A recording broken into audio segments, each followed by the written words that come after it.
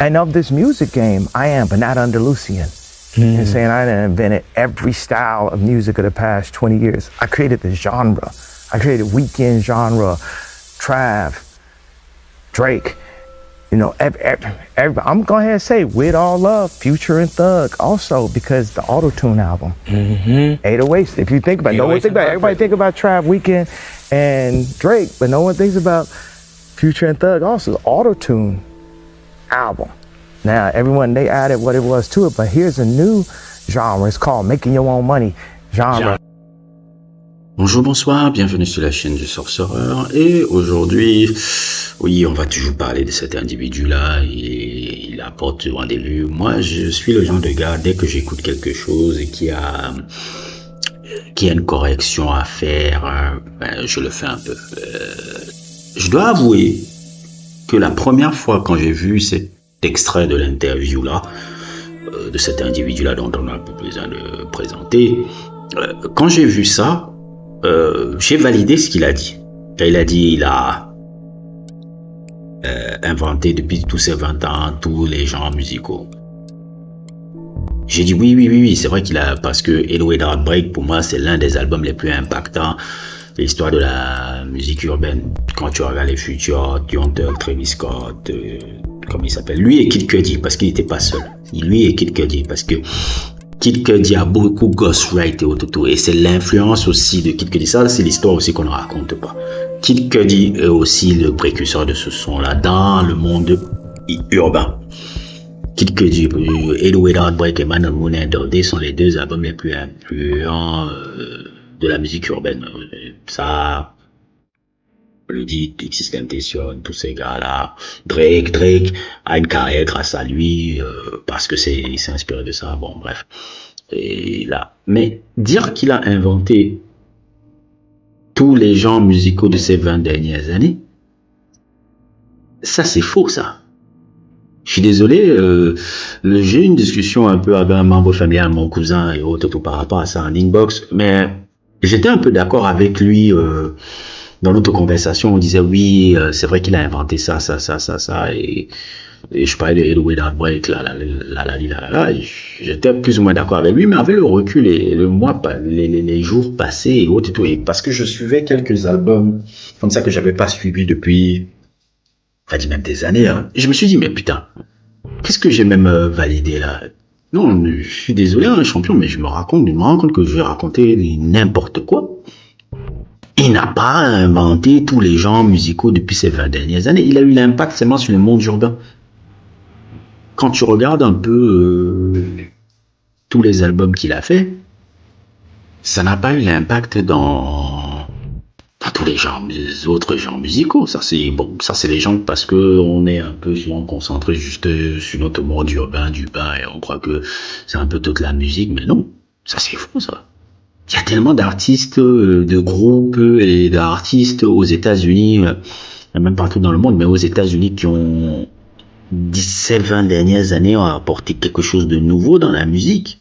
Même si ça n'a pas le succès mainstream qu'il faut que vous connaissez, mais ça, il y a un groupuscule de gens qui aiment la musique comme moi à ce niveau-là, qui reconnaît la valeur un peu de ces individus. Je vais parler d'un groupe comme Fleet Fox.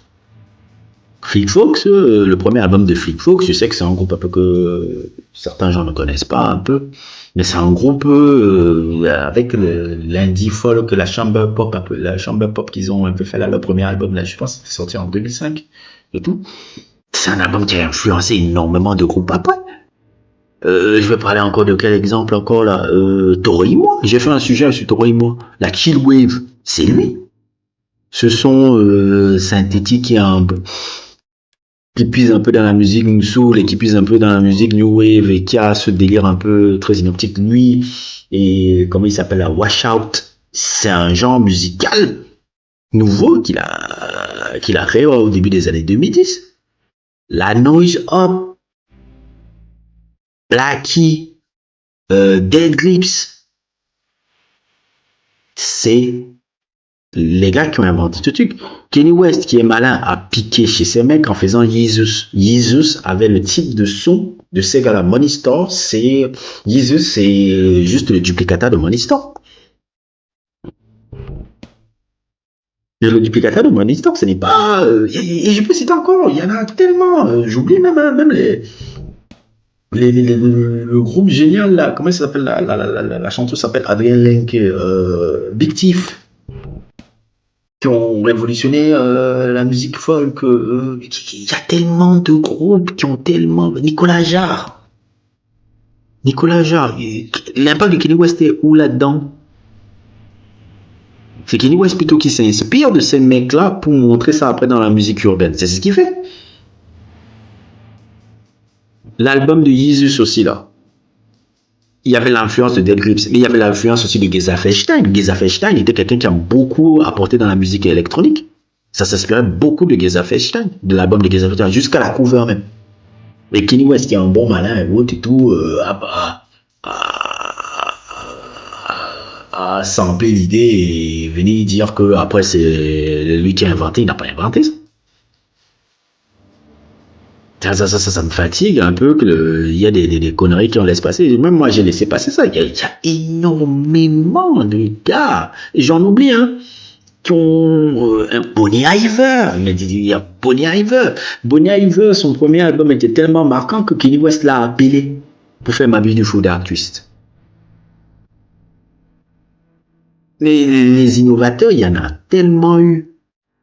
Kanye West n'a pas 808 Heartbreak qui a eu l'impact dans le monde urbain, il n'a pas inventé tous les genres, il puise dans les autres genres musicaux qu'il maîtrise très bien, et que comme les négros n'écoutent pas ça, et autres et tout, et ils voient Kanye West, ils disent, ah, Kanye West, il a révolutionné quelque chose. Non, il regarde dans les autres genres musicaux qui se font, les gars qui innovent dans les autres genres, et il implémente ça dans le truc, il n'a pas créé et impacté les autres genres musicaux. 808 Heartbreak a juste impacté le monde du hip-hop. Rien que ça. C'est tout. Les gars de rock, de jazz et de punk ne vont pas écouter 808 Heartbreak. Elle me dire quoi? Les mecs de Soul Glow écoutent 808 Heartbreak. Il y a des gars qui ont, même comme je vais prendre même Obong Jaya, même dans l'afrobeat, un peu la manière dont il redéfinit comment on fait l'afrobeat là, qui fait vraiment une sorte de alternative afrobeat, qui est complètement différent un peu de trucs mainstream de Burna Boy. Même lui, il a révolutionné là. C'était même pas, il y a eu énormément d'innovateurs. Je ne fais qu'écouter les innovateurs. J'écoute pas les gars mainstream ou ceux qui ont du succès, mais pas qui ont du succès de ouf qui fait que vous le connaissez. Il y a même encore, j'ai fait un sujet même sur les deux là, qui ont révolutionné un peu un autre son à Dijon et comment il s'appelle, un Maggie, qui ont un son complètement différent là, qui ressemble à Arthur Russell. Westerman aussi, qui a remis aussi le son. Il y a tellement de gars. Je peux citer tellement de mecs qui révolutionnent la musique en ce moment que voilà quoi. Kanye West en 20 ans n'a pas fait tout, n'a pas impacté tous les genres musicaux, c'est fou. Et c'est encore du truc que ça va passer. Et en plus, son dernier album, vous l'avez vu, c'est n'importe quoi. C'est n'importe quoi. C'est son pire album.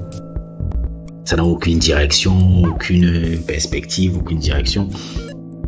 C'est purement merdique. Et pourquoi? Parce que cet album-là, il n'y a pas eu Mike Dean comme ingé son.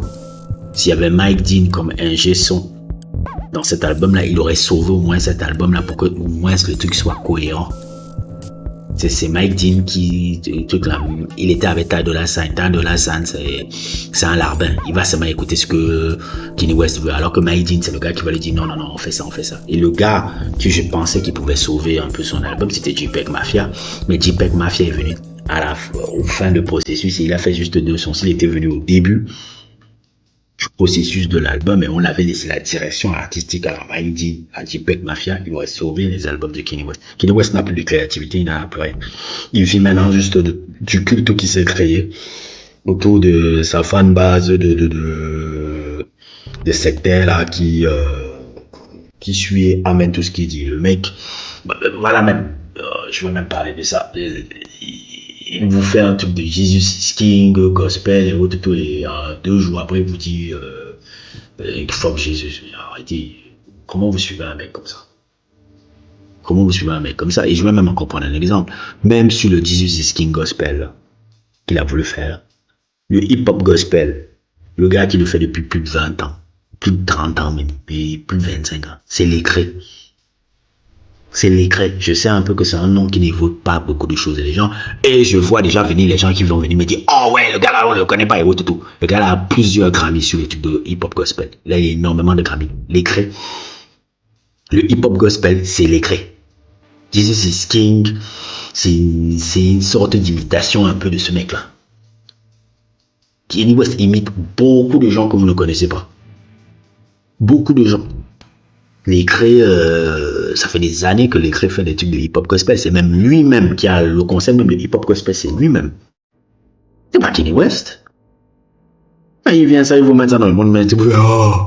Non, faites vos recherches, les mecs. Non, je suis pas d'accord. J'avais complètement oublié ça. Parce que dans ma discussion avec mon cousin, je me disais, oui, c'est vrai, avec le Way Out Break. Alors que non, j'avais complètement oublié. C'est un peu bon, c'est pas pour faire un peu me vanter, mais c'est la vérité un peu. Quand tu as suivi beaucoup de musique comme moi, il y a des moments où donné, tu oublies certaines choses.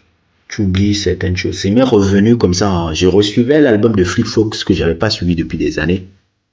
Et après, je me suis dit, mais putain, mais qu'est-ce que je racontais encore là? Il y a eu tellement de gars, et ça m'est venu comme ça, là, l'idée. C'est pour ça que j'ai fait cette vidéo-là.